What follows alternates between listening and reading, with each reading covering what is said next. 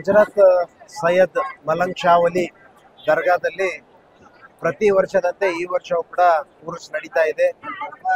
ಇಲ್ಲಿ ಕೇವಲ ಮುಸಲ್ಮಾನ್ ಬಾಂಧವರು ಅಷ್ಟೇ ಅಲ್ಲ, ಎಲ್ಲಾ ಜಾತಿ ಧರ್ಮದ ಬಂಧುಗಳು ಕೂಡ ಬಂದು ಈ ಒಂದು ಮಲಂಗ್ ಶಾ ವಲಿ ದರ್ಗಾದಲ್ಲಿ ತಮಗೆ ಬರುವಂತ ಸಂಕಷ್ಟಗಳು ದೂರ ಆಗಲಿ ಅನ್ನುವಂಥ ಉದ್ದೇಶ ಇಟ್ಕೊಂಡು ಇಲ್ಲಿ ಬಂದು ದೇವರಲ್ಲಿ ಮೊರೆ ಹೋಗುವಂಥದ್ದು ಹಿಂದಿನಿಂದ ನಡೆದು ಬಂದಂತ ಪದ್ಧತಿ.